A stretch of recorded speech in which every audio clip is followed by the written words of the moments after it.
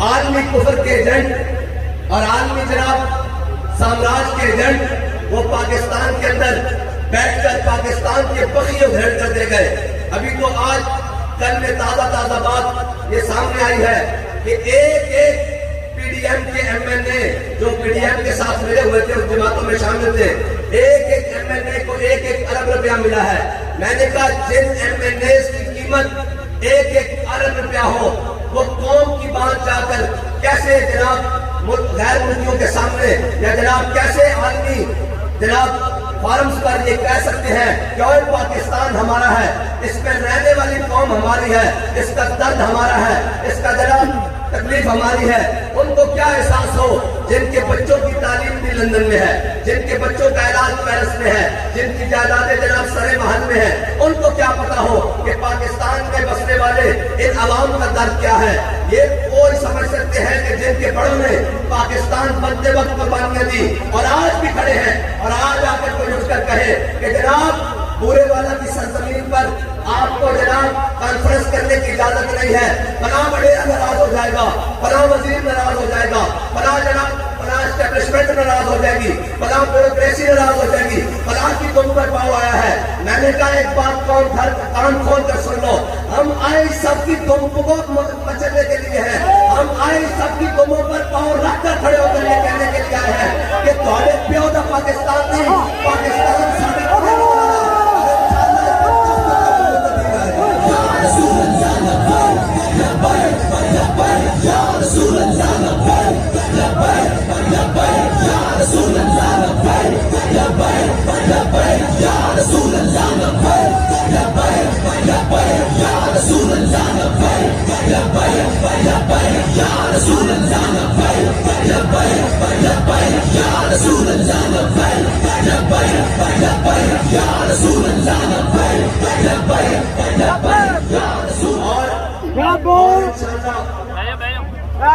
اور انشاءاللہ یہ بات بھی نہیں کہ تحریک پاکستان جب دفاع ناموس رسالت کے لیے نکلے تو پوری دنیا چیختی ہے کہ یہ محمد عربی کے غلام کہاں سے آ گئے۔ اور ایک بات یہ بھی یاد رکھنا، یہ سمجھتے ہیں کہ جناب یہ چند لوگ اللہ کے بندوں نے ساری زندگی یاد رکھنا یہ لبیک والے ہی ہیں۔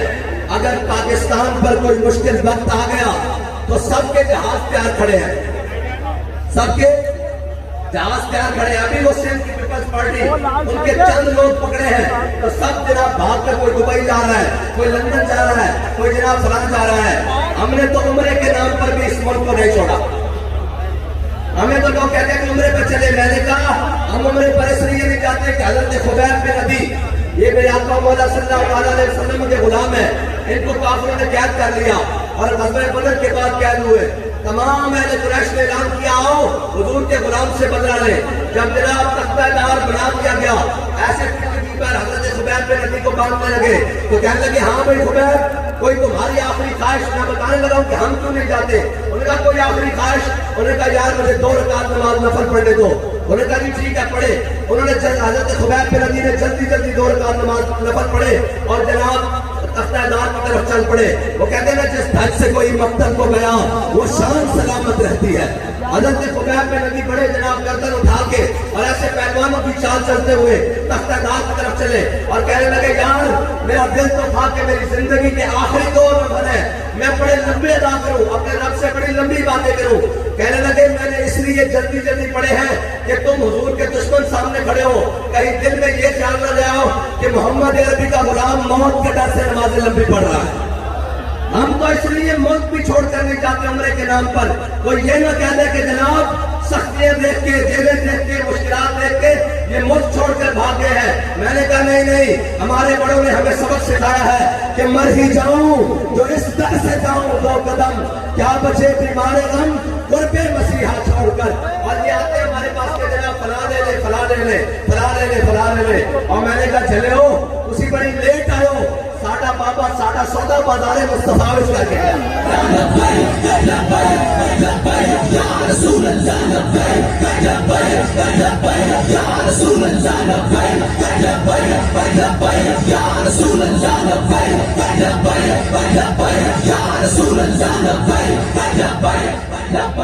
اور دفاع پاکستان. آج پاکستان کے پاس تمام ہتھیار بھی موجود ہیں, گولی بھی موجود ہے, ابدالی بھی موجود ہے, عطف بھی موجود ہے, شاہین بھی موجود ہے, خالد ٹینک بھی موجود ہے. لیکن بابا جی کہتے تھے خالد ٹینک چلانے کے لیے غیرت بھی خالد بن ولید والی چاہیے. حضرت عمر بن مہدی کرب, اسلام یاد رکھنا, اسلام رجال پیدا کرتا ہے. اسلام کے اندر یہ نہیں ہے دائیں بائیں والی, جب مشکل وقت آئے تو جناب یہ نادا گر گئے سجدوں میں جب وقت قیام آیا. اسلام کا یہ مزاج نہیں ہے. اسلام کا مزاج یہ ہے 313 بھی ہو, 1000 کے مقابلے میں آئے. رب فرمائے اپنی معقوم, پہلے تو 1000 فرشتہ, پھر 2000, پھر 3000, پھر 4000 نشان لگے ہوئے فرشتے. پھر اللہ تعالیٰ فرمائے اپنی معقوم, میں بھی تھوڑے نال. آپ فضائے بدر پیدا کر, فرشتے تیری نصرت کو آج بھی قدموں سے اتر سکتے ہیں قطار اندر قطار. پہلے بدر جانا پڑتا, گھر بیٹھے بیٹھے نہیں. اے جناب مودی اور مودی عبادتہ کیا نہیں ہے اور کوئی غزنوی کارگاہ حیات میں. اے کیا مودی, یہ تو جناب ساڑھے بابا جی فرماتے سن ساڑھے مجاہدہ کے گھوڑے دوڑتے سن نا, یہ ہندوانیے تے حمد گر جاتے سن کہ محمد عربی کا غلام محمود غزنوی آ رہا. یہ تو اسلام کی تاریخ ہے نا, لیکن انہوں نے دسیا کہ نہیں اسلام ہے جماعت کا نام ہے, نچ لو ٹپ لو جناب فلاں کر لو فلاں کر لو. نہیں, بات کرنا ہے شیخ بہت اچھی مکتب کی فضا, لیکن بنتی ہے بیاباں میں فاروقی اور سلمانی. بات کرنا ٹھیک ہے, تو مکتب جناب ہے سارے زمانے کی گل کرنا, جے اسلام کی قوت کی گل کرنا تو پھر تیرے فاروق اعظم کی طرح تلوار اٹھا کے بدلے جانا پڑے گا. کہتا پھر تیرے فاروق اعظم کی طرح حضرت سلمان فارسی کی طرح تلوار اٹھا کے بدلے جانا پڑے گا. اور ایک کہتے ہیں دفاع پاکستان, میں کہ دفاع پاکستان ہو کس طرح سکتا, ہو کس طرح سکتا. حضرت عمر بن مہدی کرب, اور اسلام بندے ظاہر نہیں کر دیتا, اسلام کھڑے پیدا کرتا. اور جس اسلام کی ایسی گل کرتے ہیں وہ اسلام محکوم نہیں, وہ اسلام حاکم ہے. ہاں, وہ اسلام محکوم نہیں, وہ اسلام امن کا درس بھی دیتا.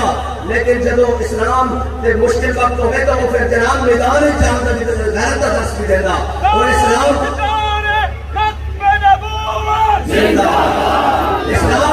اسلام پھر حجرے میں چھوڑ کے امام علی مقام کی طرح حج موقوف کر کے احرام لا کے کربلا جان کا درس بھی دیتا.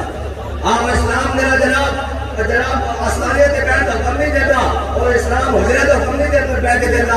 بات کرنا کیا نہیں ہے, اور جناب قافلہ حجاز میں ایک حسین بھی نہیں. بات کرنا کیا سارے جس کو پوچھو اور کون ہے بھائی حسینی ہے یزیدی, آکے میں حسینی ہاں. میں کیا حسینی اور جڑے یزید کے مقابلے کھڑے رہے, کوئی حسینی ہے نا, جنہوں نے اپنا سارا قومہ اٹھایا, جناب سارا قومہ جناب کٹوایا, اور جناب یزید کے لشکر کو جڑا چھڑ کے آیا. اور وہ حسینی کے جناب جڑے یزید کے لشکر کھڑے رہا, وہ حسینی, وہ جڑا یزید کا لشکر چھڑ کے آیا, ایک کوئی حسینی. باقی امام حسین کے سارے نال وہ حسینی. میں کہا 10 آج کے دور جڑا چپ کر جاوے وہ کون ہے, وہ تو حسینی نہیں نا, وہ تو کوفی کہلائے گا. جڑا یزید کے نال کھڑا رہے وہ بھی یزیدی کہلائے گا.